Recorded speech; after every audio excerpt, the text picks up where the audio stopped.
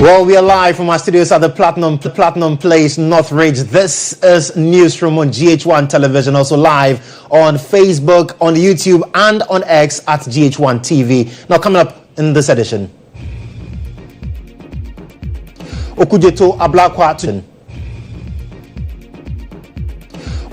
Ablakwa to chair 5-member preparatory team set up by John Dramani Mahama to recover looted state funds.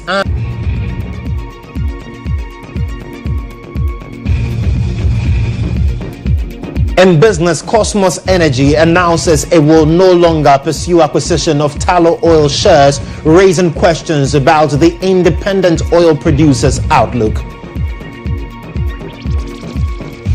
And elsewhere on the international front, Nigerian man promised pardon after 10 years on death row for stealing hens. We've got details of these and more coming up shortly. Kindly stay with us.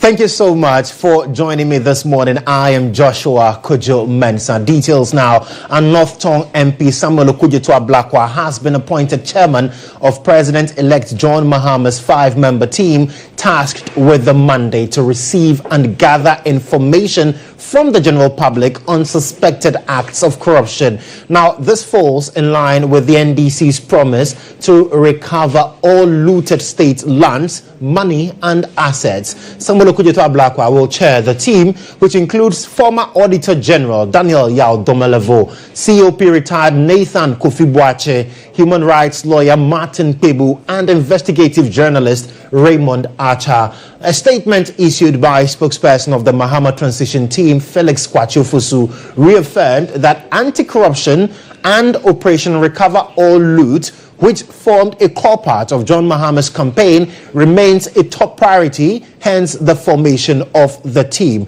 Now, news also gathered here indicates that the team will be meeting this afternoon on the way forward.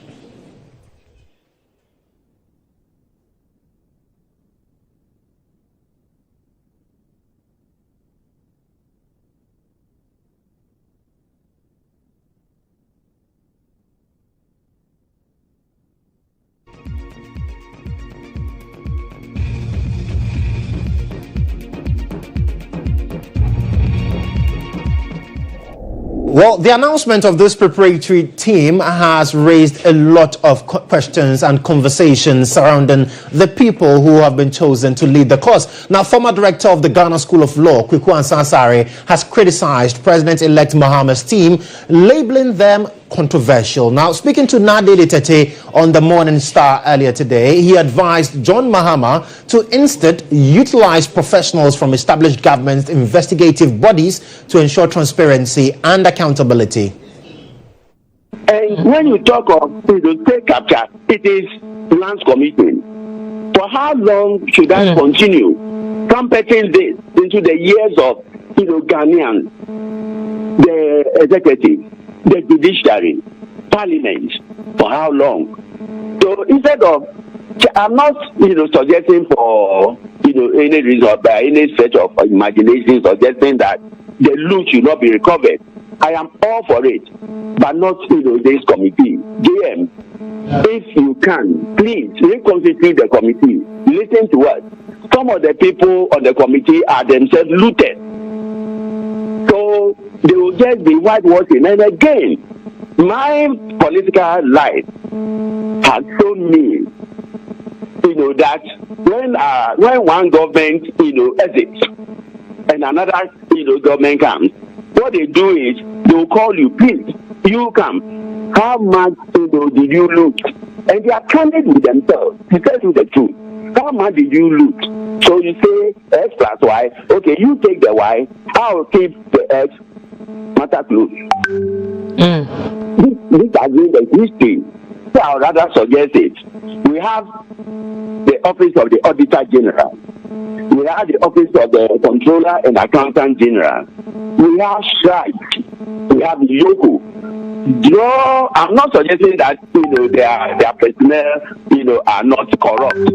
All of us are corrupt in one way or the other.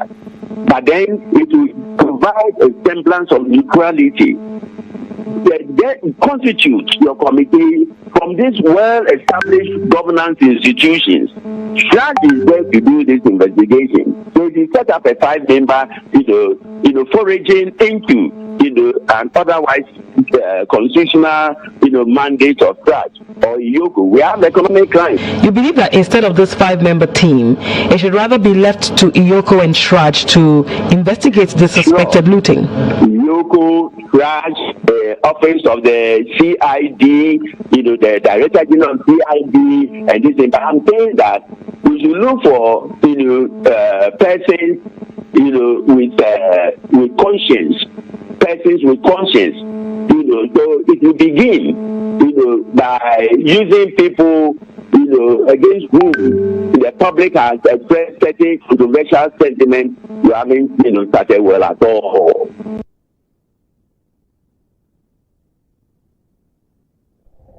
Well, so that's it. The conversation has started on the selection of team members for GHOne Mahama's team. That is basically to recover looted state assets and lands. And you have also been sharing a lot of thoughts on social media. Nana Ama Akwa has joined me. Nana, so social media has been very busy this morning. It was and it still is buzzing. I mean, when we posted the list, it was just an overflow of comments.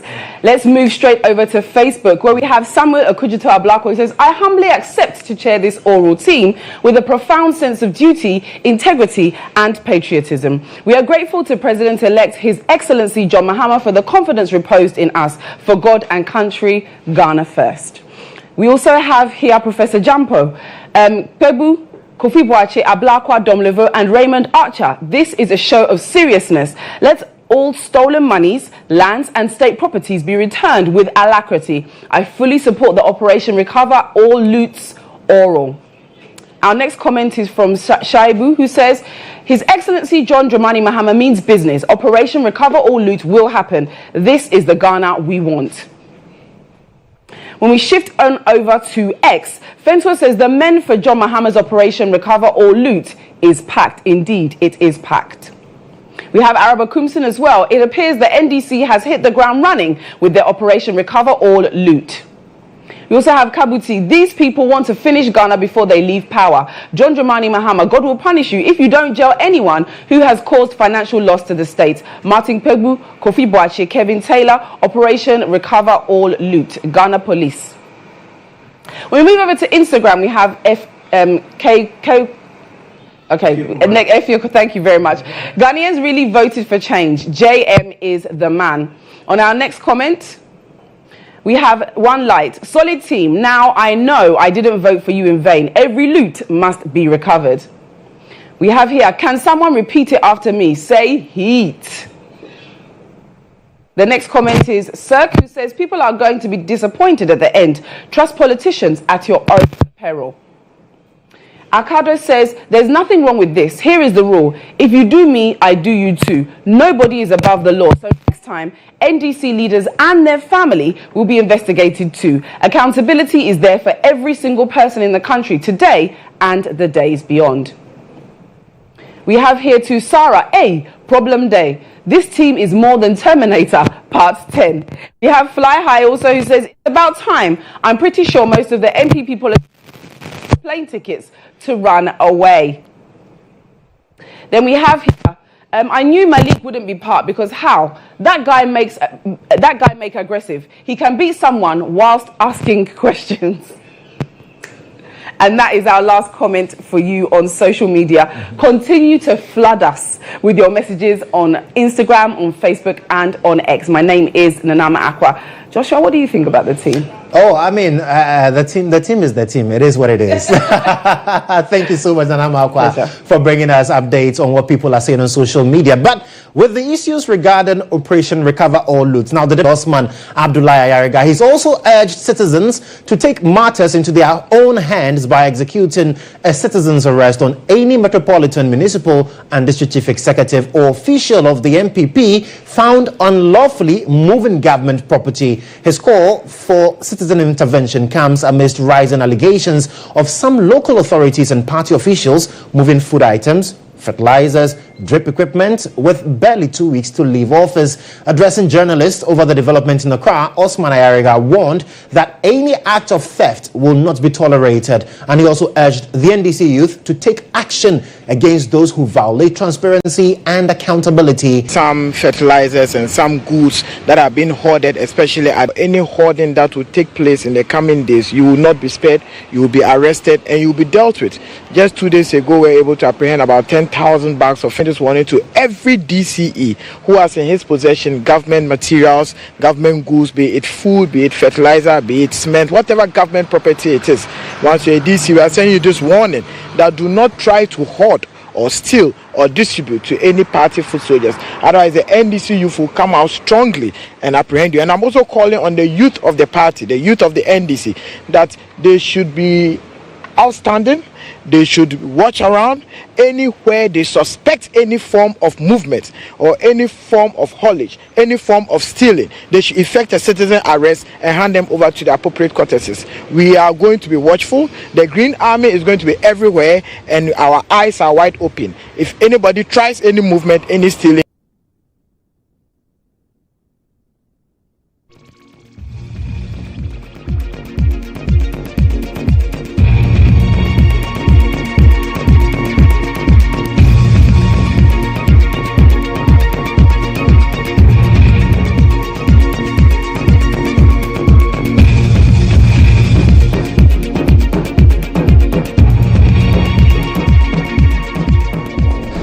Now, national organizer of the NDC, Joseph Yamin, and his team of Operation Recover All Loot have discovered another large quantity of suspected stolen state fertilizer hidden in uncompleted buildings at Denyame near Rich Condos in Kumasi. According to the NDC's intelligence, the fertilizers were offloaded in the area after the December 7 elections using 5 articulated trucks under the cover of night. Now, this is the second time the team has made such an interception within 3 days. Ashanti Regional Correspondent Isaac Justice Bidiakon has more in the following report.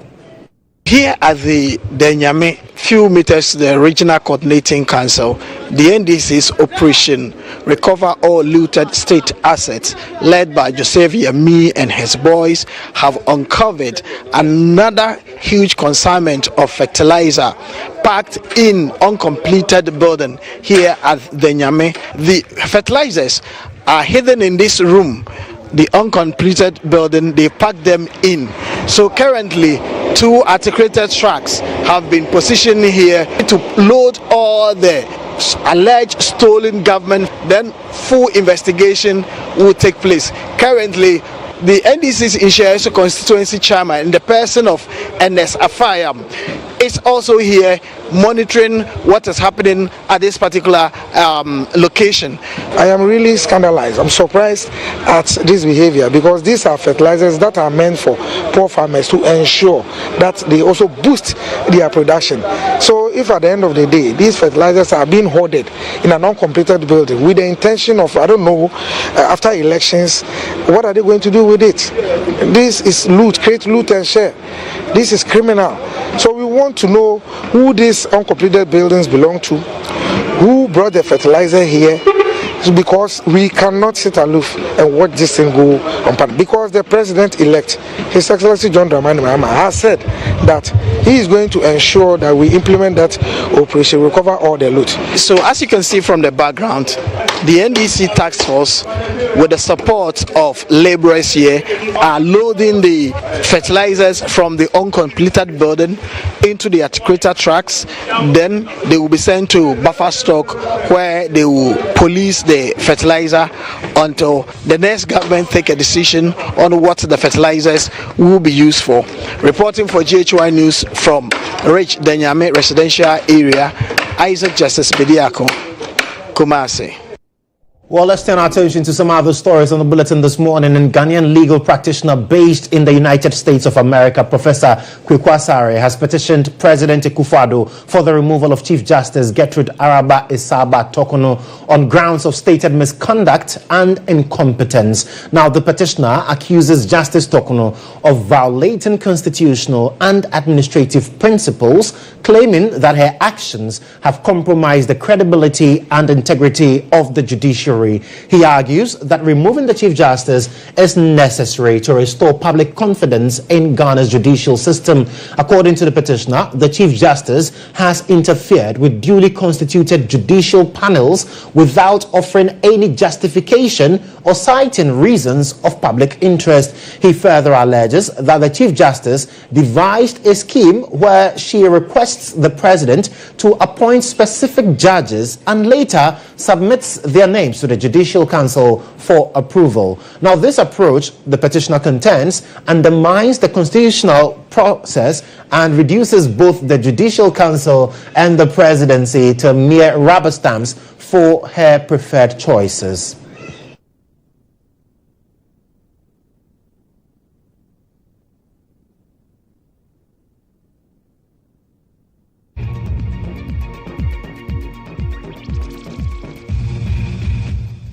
Well, former director of the Ghana School of Law, Dr. Kwaku Asare, has been reacting to this, and he's described the petition as frivolous. Now, he believes that the petition might lack the merit, as the CJ might just be exercising the power granted to her in that capacity.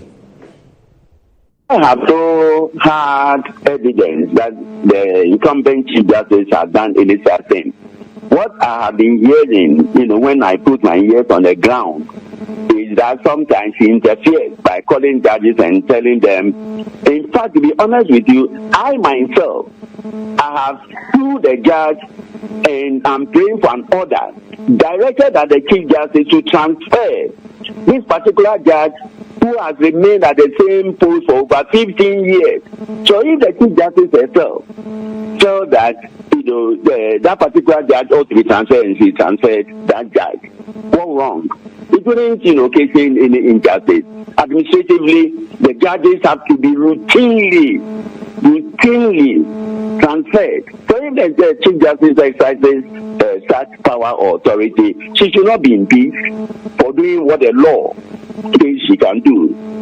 No one can be faulted for doing what the law enjoins him or her to do. So on this ground too, the petition is either mischievous or wholly without merit and should be thrown out.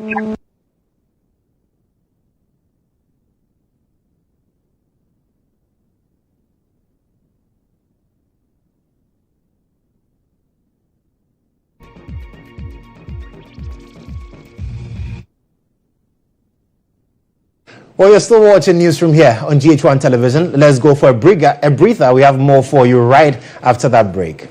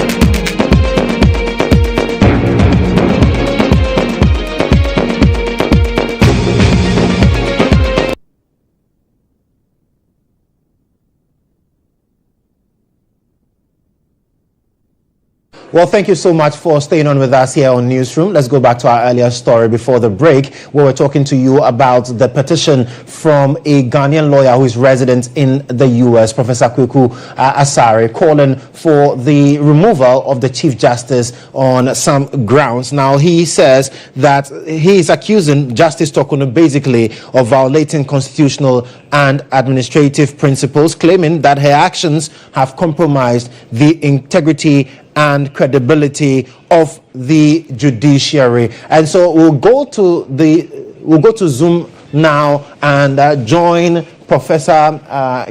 legal practitioner, private legal practitioner, Nana Kwesi Boete, who is joining us on Zoom to have a conversation on this particular petition to remove the CJ. Nana, thank you so much for joining us. So what is your initial reaction to this petition to remove the CJ on the grounds that were stated by Professor Kweku Asare?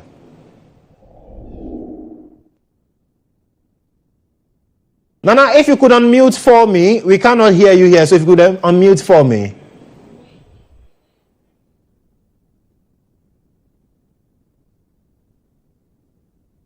Right, so trying to get Nana Kwesi Boete, private legal practitioner, to unmute, and then we can have that conversation on this development. But before we do that, let me take you to some other stories, and then we'll rectify the situation with Nana Kwesi Boete and have that conversation with him here on Newsroom. Mind you, we are streaming live on Facebook, on X, and on YouTube, so you can join us there and be a part of this conversation. Now, let's move on to some other stories, basically one that has to do with what is happening also at the Supreme Court. We'll tell you about how the Supreme Court has today, in fact, earlier today, dismissed the applications brought in by Richard Delaskai and Dr. Amanda Odwe on the constitutionality of the Human Rights and Family Values Bill. Now, what the Supreme Court is saying on this matter is the fact that, well, the applications are premature, for which reason it has thwarted that. And we'll be getting to Mutala Inusa, who is court correspondent, legal affairs correspondent. He was at the Supreme Court today, and he is joining me to provide further details on what really transpired at the court. Mutala, thank you so much. I mean, so you were in court today. What really were the grounds? Because it looked like it was very brief from what we saw from here. Yes, very, very brief. In fact, when you see the panel of 7 presided over by Justice Lovelace Johnson, it was straightforward. Look, 7-member panel, 2 separate rates. The first one that the panel dealt with was in respect of Richard Delaskai challenging the processes Parliament used in passing the bill and all that. It was there for those who remember. These cases are the reason President Nana Addo Dankwa Akufo-Addo indicated that he was not going to sign the anti-LGBTQ bill that was passed. And for which reason there was an injunction that prevented Parliament from transferring that bill to the presidency for possible assent and or rejection of a sort. So today, a panel of 7, many, this very case also led to some demonstration from some judge and a group petitioning the Chief Justice. And there were a lot of Christ among other groups. It's the same case that we are talking about here. And today, finality has been brought to the matters. In respect of the Richard Sky matter, what the court said was to the effect that, look, at the time that the rate was filed, there was nothing concrete for the Supreme Court or inviting the Supreme Court to look at it. It was during the court that the Parliament, the processes were going on. So it was premature. There's no foundation, there's no leg for that particular rate to stand on. If it has been passed, the bill has been passed, gone to the presidency and assented to, that was when such invitation came to the Supreme Court. The Supreme Court then will have the jurisdiction or have that particular power to investigate, to look at it. But as it stands, it was during the processes stage, and as we speak, there's no leg, there's no foundation at all. So the Supreme Court said that particular rate from Richard Delaskai is premature, and same is refused and dismissed. Then the leg of Dr. Amanda Odwe also was very similar to what has happened. The court says that, look, our jurisdiction has not been properly invoked, same as has been said in Richard Sky matter. The court, the time that you came to court, the processes were ongoing. There's no bail. So what are you inviting the court to look at? So procedure, in terms of procedure, nothing has been met. The court supervisory jurisdiction has not been invoked, for which reason the court cannot assess or exercise discretion or examine the whole issue, and I'll give him whatever he was seeking. So on the grounds of that, the apex court also refused or dismissed Dr. Amanda Odoi's request. In effect, what they are saying is that there are reasons to these two decisions, which were all dismissed, would be available on Friday, and this Friday is the 20th. Today's date is today is 18th, 19th, 20th. Yes, 20th December, by close of Friday. There are reasons to give us the reasons behind so possibly their refusal. By Monday, there should be a copy for all of us to read. But what is clear is that controversial decisions, that controversial cases, that cases that put a lot of pressure in the system, stoked a lot of fire in the system. Today, the apex court of the land has spoken, and the decision is that Richard Sky and Amanda Odois cannot succeed by way of the two writs that have been. So Parliament is free. Earlier, the Speaker indicated that they were directing the Clerk of Parliament to transfer the bill to the President. So nothing stopped. And one interesting thing that many should look out for is during the decision of the interlocutory hearings, the Chief Justice was the presiding judge at the time, indicate that they will give their reason during the final determination of the substantive matter. Today, this brief sitting today, they didn't touch on. But what is clear is that at the end, when the reasons come out, we'll know what the decision of the apex court will be in relation to that. But what is clear is that those two writs from Richard Delaskai and Dr. Amanda Odoi both have been dismissed by the apex court. So the two reasons the president gave for which reason he could not append his signature, that has been dealt with. It has been dealt with. Clearly, the president can go ahead and sign. But talk to me about Richard Delaskai and Dr. Amanda Odoi. Were they in court? What really was their demeanor to hearing the court tell them that, you know what, these processes you filed really cannot be allowed to go through? In fact, for them and through their lawyers, they want to procure a copy of the full reasoning and be able to understand what went into the decision of the apex court. Despite the court telling us that it is premature, they feel that they want to look more. Professor Tichua Mensah, who represented Dr. Amanda Odoi, also was speaking for her. She was very surprised, but they think that they still have another avenue, which is the review jurisdiction of the Supreme Court. 7-0. If you are seeking for a review, 2 will be added, making 9. And do you think that the 7 will overturn their decision? It will be difficult. But there have been some reaction from the legal representatives of their plaintiffs in the matter. Let's hear from them.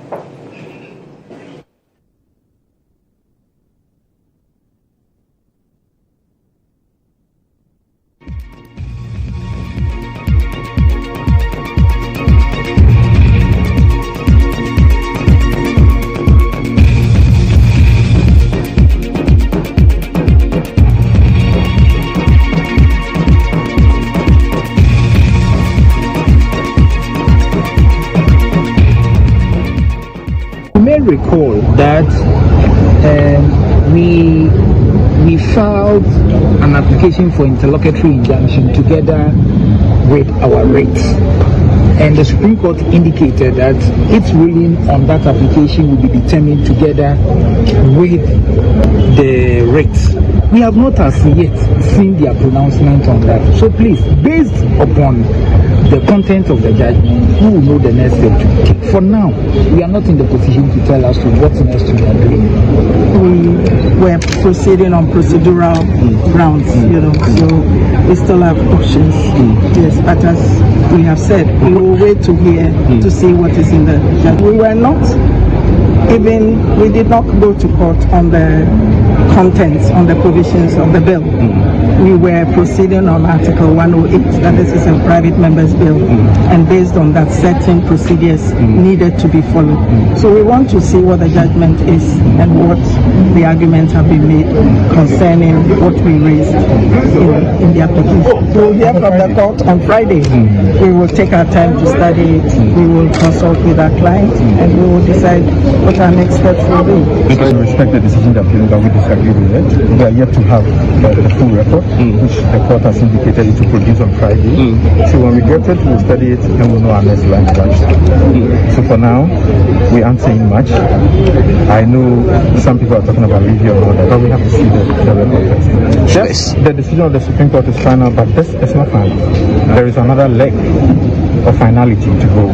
There's a review jurisdiction of the Supreme Court, which is available to us if we want to use it. And so it's not final. Even in the face of 7-0 unanimous decision? It doesn't matter. It doesn't matter. There have been instances where there's been a 5-0 and an appeal. On the review, it has been overturned. So anything can happen. So interesting reactions. Absolutely. There. So the first person we heard was lawyer Pakwisi Abedu for Richard Sky. Then Professor Tichua Menu represented Dr. Amanda Odoi. And then the lawyer, Dr. Enesakun, also legal counsel for Dr. Amanda Odoi. So clearly the Supreme Court has spoken. We'll get there are reasons by next week Monday, because they said by close of Friday. It's possible that by Friday it might not be ready. So Monday, and then we'll know what reasons backed their decision to dismiss both rates. Interesting. So it is safe to say that for this particular matter, it is finished. It depends on where you stand. If they think that there's something after reviewing or perusing the reason, if they want to seek a review of it, they can do that. But for now, what we do know is that one, the Supreme Court speak, but they have another option, which is to seek the review jurisdiction. Very well. Mutala, thank you so much for bringing us a brilliant update from the Supreme Court on this development. Now, let's move to Parliament, where one does not wish the opponent well, has often been the saying, especially in politics. But that story is different for Deputy Minority Whip Ahmed Ibrahim, who has tipped Ifutu MP and current Majority Leader Alexander Kwamna Penyo-Markin to lead the MPP in the next Parliament. Now, the governing party has suffered its heaviest defeat in the Fourth Republican dispensation, seeing the party gather a little over 80 seats. Now, questions have been raised as to whether the party will stick to the current Majority Leader in opposition. But speaking to parliamentary correspondent Ibrahim Al-Hassan, the Banda MP argued though the Ifutu MP might have not performed so well as leader of government business, he has all the qualities to keep the NDC in check with the party's absolute majority in the next parliament. Especially that's not happy. We don't have any template like that in our local politics. It was a bloodshed. You know, when a party is losing, it loses and leaves most of the senior ones in. So technically, just like we do in our culture by saying the oldest man becomes the Abusapenyi, just like in every minority party, there are seniors who occupy those positions. But technically, I could see that the MPP minority will not face challenges in selecting who their leader should be. Why is that? Well, they have a born opposition leader. Penyo-Markin is very good at opposition, but he's not good in government. And that is why when he was a majority, if you want to use his majority leadership to mark him, you may give him below average. But if there are certain technical expertise in him, which will qualify him to be a very vibrant minority leader, to be able to put our NDC supermajority on our toes. That is clearly from a political expertise point of view. That is what I can say. He is not good for majority, but it's a very good material for minority. Because in majority you defend, in minority you attack. But he is an attacking midfielder. He's not good for defensive midfielder. And that's why he didn't perform well as a majority. Mensah can play both. But Penyo-Markin is one-sided attacker. Mensah is offensive, defensive midfielder. He knows when to come down. He knows when to go out. But Afenyo didn't have that special edition. So it's one time, instead of bringing the curtain down, he will still be raising the curtain. I mean, in minority, you must be doing that. But in majority, your main aim is results. Well, members of the governing NPP have been finding reasons for the defeat the party suffered at the polls on December 7. Now, Western Regional Minister Kwabena Ochre-Dakum Mensah, for instance, believes Juju might be the mastermind of the catastrophic defeat? Well, New Durban South MP and Deputy Minister for Trade and Industry Michael Ochebefi, though might not blame Juju, has stated spirituality has something to do with the defeats. Now, speaking to parliamentary correspondent Ibrahim Al-Hassan, Mr. Befi argued, aside the decision of the party's base not to vote, Divine just wanted the NPP to lose power. A situation that has not happened. We don't have any template like that in our local politics. It was a bloodshed. I mean, it was a tsunami. It was something that we cannot be named.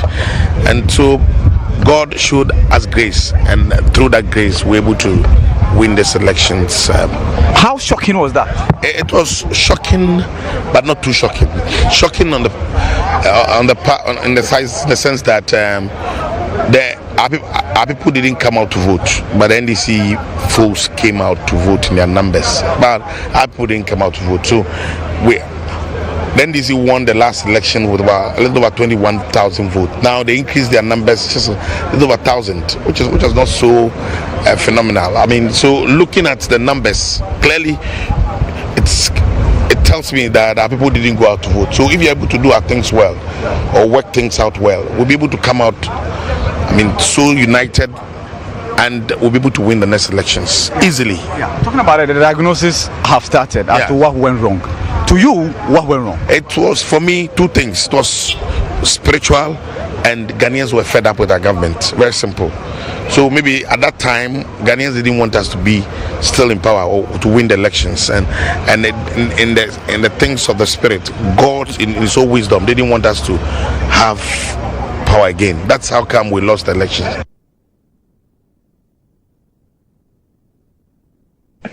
Well, away from spirituality, let's talk about news, because amid Ghana's post-election transition, the Ghana National Association of Alternative Dispute Resolution Practitioners is urging political leaders, security agencies and its members to prioritize national unity and peace. The call comes as the country navigates tensions following the general elections.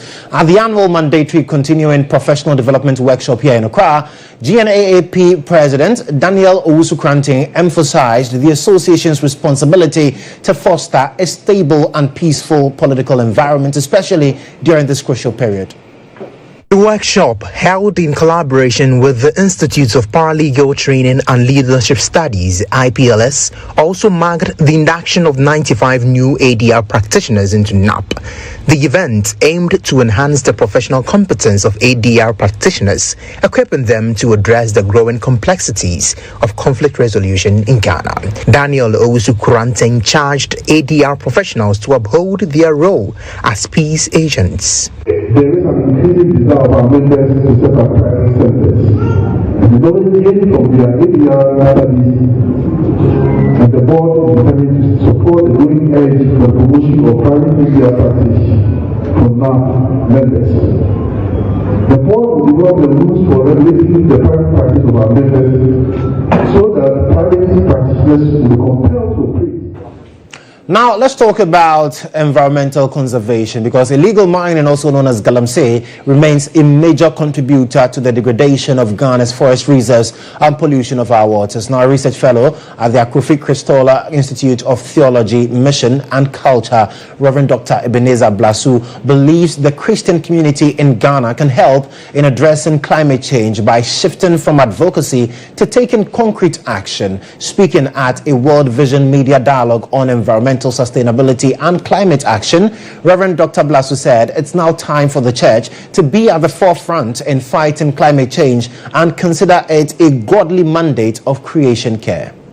You go to the book of Revelations, I think chapter 80 verse 11 thereabout, you will see that it is written, and God will destroy those who destroy the earth. Meaning, if we say we are Christians, but we will not obey God's instruction to care for the earth and we destroy it, the likelihood is that we'll also be destroyed. These are some of the reasons and the essence for Christians to be proactive, and I repeat the word proactive, about creation care.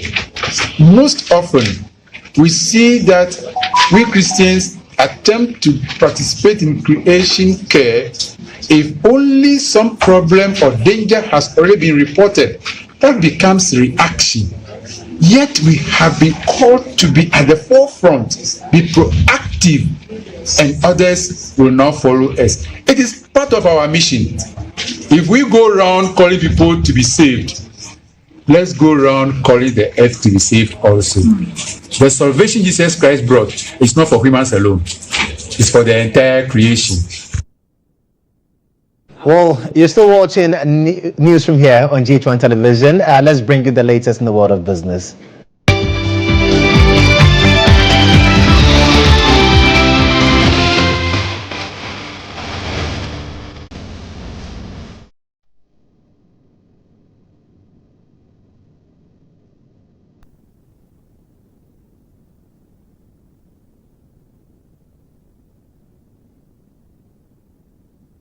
Cosmos Energy has announced it is no longer pursuing the acquisition of all shares in Tullow Oil, raising questions about the outlook for the independent oil producer. Cosmos Energy, in a statement, said it can now confirm that it does not intend to make a firm offer for Tullow at this time. Cosmos Energy further clarified that it is no longer bound by the restrictions under Rule 2.8 of the Takeover Code. Now, these restrictions would have required the parties to undergo specific procedures, including public disclosures, meetings, and regulatory updates.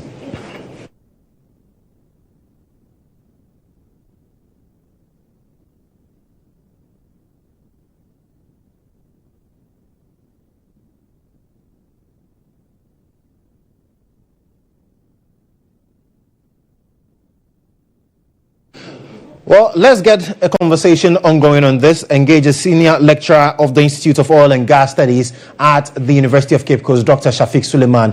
Doc, thank you so much for joining us. So for Tullow Oil, what does Cosmos do to them? I mean, share price of Tullow Oil has been on the decline since the announcement of the merger. Even what's basically the outlook for the independent oil producer? Okay, thank you very much for having me.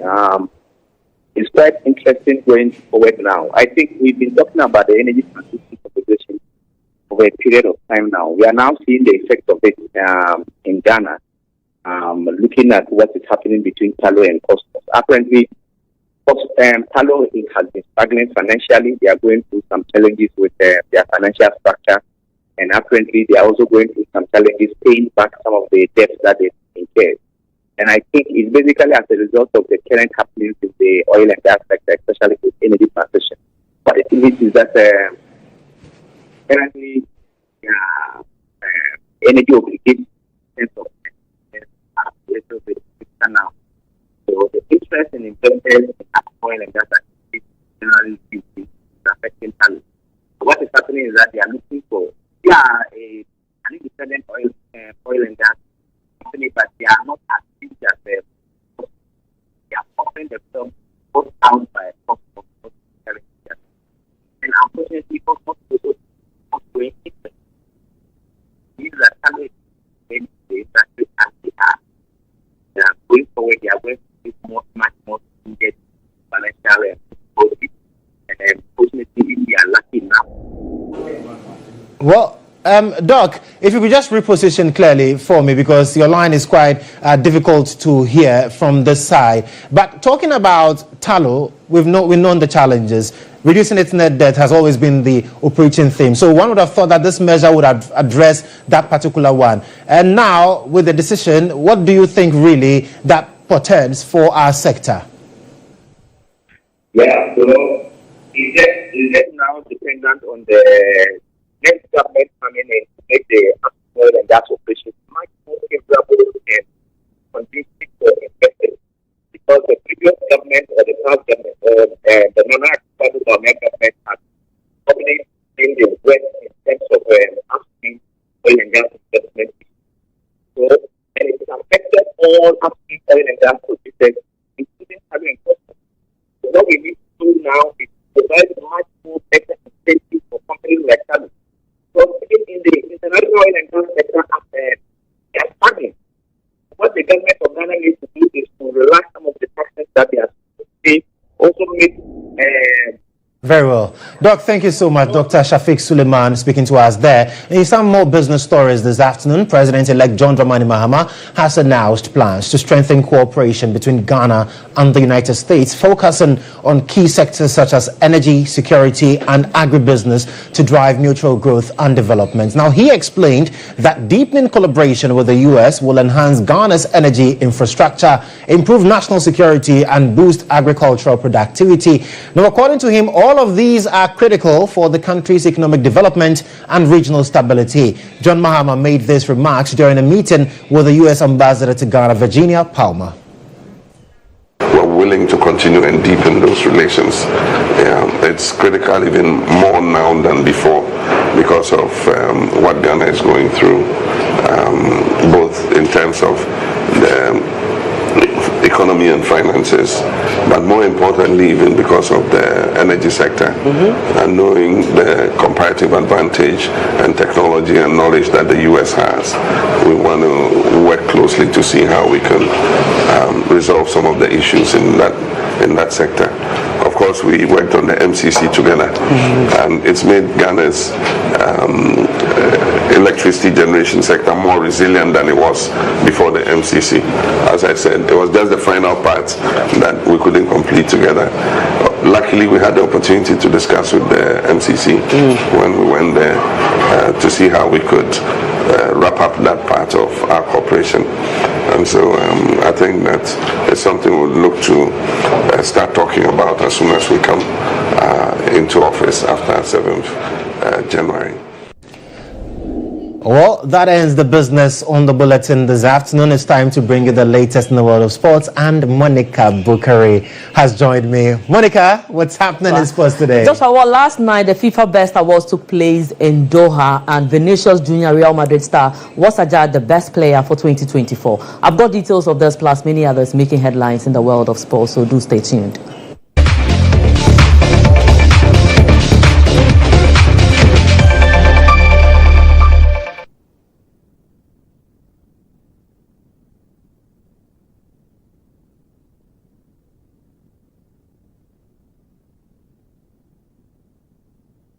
Now, former Sports Minister Edwin Neelanti van der Poel has bemoaned the lack of attention given boxing in Ghana, notwithstanding the achievement the sport has chalked. Speaking in Parliament in a tribute to former boxer DK Poison, he emphasized that boxing has brought more achievements to Ghana than even football and deserves more attention and investment from the state.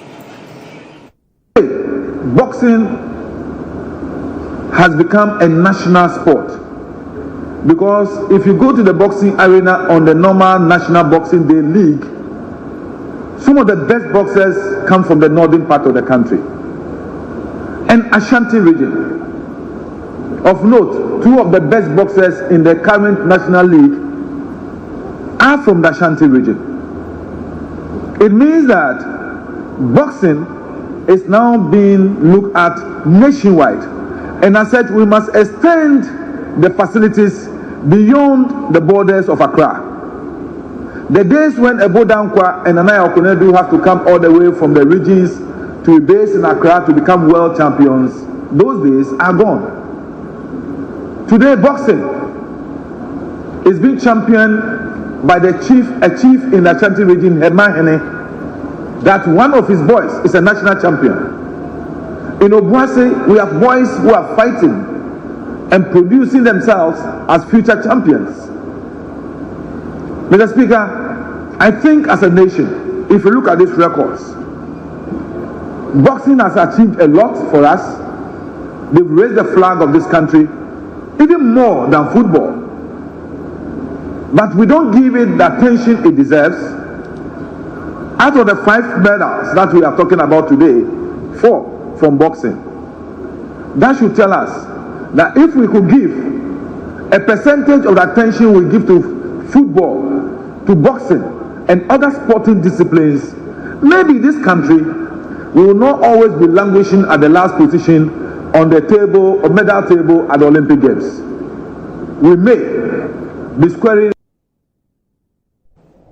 Now, in what turned out to be a successful evening for Real Madrid at the Best FIFA Football Awards Gala, manager Carlo Ancelotti was the Best FIFA Men's Coach of the Year 2024. The Italian tactician, in his second stint at the club, has brought in a lot of success and led the White Angels to 3 trophies last season. Given everything he has achieved this season, it did not come as a surprise to see Carlo Ancelotti walking away with the honor at the awards gala. Collecting the trophy, Ancelotti thanked Real Madrid president Florentino Perez for allowing him to be the coach of the best club in the world, while also thanking his players, family, and FIFA. That I coached. Yeah. Agreed or not, but anyway. You see very familiar faces, right? Yes, I have a lot of players here. Really honored to receive this award. I want to thank FIFA, of course, his president Gianni Infantino, and I want to share this with my club, of course, Real Madrid, my president, that Florentino Perez, that give me the opportunity to be the manager of the best club in the world. I have to share with my players that not always, but sometimes listen me. I have to take thanks to share with my family, my wife Marianne, that support me with peace and love as a professional player in 1976. 48 years in football, and football is giving to me a lot of emotion. Most of the time positive, sometimes negative, but emotion is that the only reason that after 48 years I'm still alive. Thank you. Now, Brazilian Real Madrid star Vinicius Jr. was also crowned the FIFA Best Player of 2024 in Doha on Tuesday night after narrowly beating Manchester City's Rodri. Vinicius surpassed not only Rodri but also his Real Madrid teammate Jude Bellingham to claim the prestigious award. This award recognized Vinicius' outstanding performance during the 2024 season, where he played an instrumental role in Real Madrid's success in 2023-2024 season. The Brazilian forward for Real Madrid seized a moment to publicly declare his desire to play for a long time at best club in the world. Vinicius becomes the first Brazilian player to receive this recognition. Yes, and the best.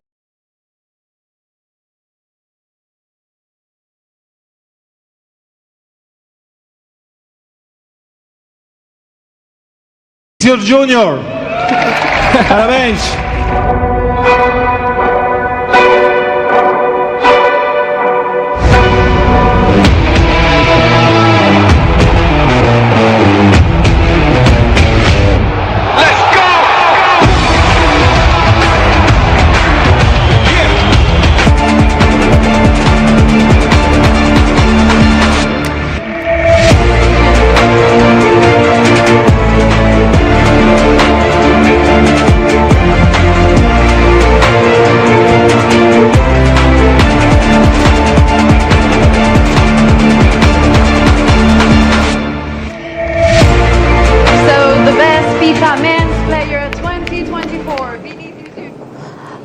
And that's it for sport, but do join us at 1 p.m. for more sports on the game here on GHOne TV. My name is Monica Bukari. Back to you, Joshua.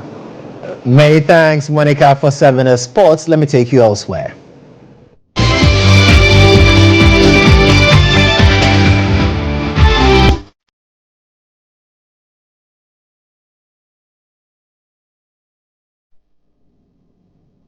Let's go to neighboring Nigeria, where a Nigerian man who spent 10 years on death row for stealing hens and eggs has been promised a pardon by the governor of Osun State. GHOne Olowokere, arrested at 17 in 2010 alongside Morakinyo Sunday, was convicted of breaking into a police officer's home with a wooden gun and sword, stealing poultry. In 2014, Justice Jide Falola sentenced them to death by hanging, sparking nationwide outrage over the harsh punishment. They were later moved to Kirikiri Maximum Security Prison in Lagos. But on Tuesday, Governor Ademola Adeleke announced Olowokere's pardon, citing the need to protect the sanctity of life. His release, expected in early 2025, follows years of advocacy by his parents, human rights groups and others. Nigeria, with over 3,400 people on death row, has not conducted an execution since 2020.